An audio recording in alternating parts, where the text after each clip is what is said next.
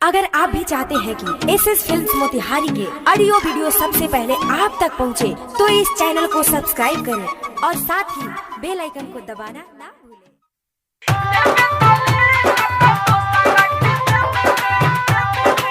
Music by Sanjay प्रेमी।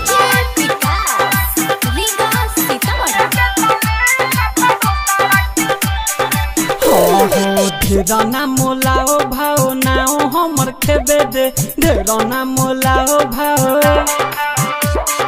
ढेराना मोलाओ भाओ नाओ हमर खेबे दे ढेराना मोलाओ भाओ नाओ हमर खेबे दे लेबे ताले नाता तो सारा के दे दे लेबे ताले नाता तो सारा के दे दे ढेराना मोलाओ भाओ नाओ हमर खेबे दे ढेराना मोलाओ भाओ ढेराना मोलाओ भाओ नाओ हमर खेबे दे ढेराना मोलाओ भाओ नाओ हमर खेबे दे लेबे ताले नाता तो सारा के दे दे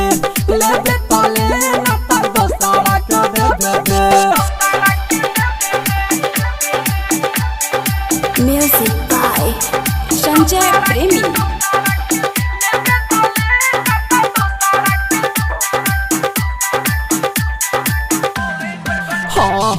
काहे खाती करता रे बोहनी खराब रे भोरे भोरे पीके आइल बादे का सारा बरे हट मारे छोरा। काहे खाती करता रे बोहनी खराब रे भोरे भोरे पीके आइल बादे का सारा बरे मुर्गी जैसे अंडा हमरा धंधा में सेबे दे मुर्गी जैसे अंडा मुर्गी जैसे अंडा हमारा धंधा में सेबे दे मुर्गी जैसे अंडा हमारा धंधा में सेबे दे लेबे ताले नाता तो सारा के दे दे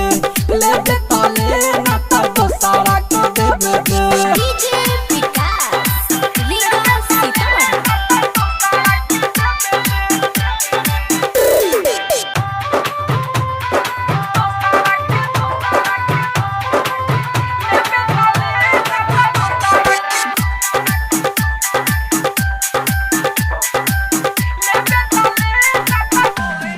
छौरा बिकरम बेदर्दी तू ही करता दमाना जे करा के देखो सभे हमारे दीवाना तोरा का भइल रे बिकरम बेदर्दी तू ही करता दमाना जे करा के देखो सभे हमारे दीवाना रोशन राहुल तर कुल के पेड़ छेबे दे संजय प्रेमी रोशन राहुल तर कुल के पेड़ छेबे दे रोशन राहुल तर कुल के पेड़ छेबे दे लेबे ताले नाता तो सारा के दे दे लेबे ताले नाता तो सारा के दे दे। प्रेमी डिजिटल रिकॉर्डिंग स्टूडियो सीभर कॉन्टैक्ट 9304977188।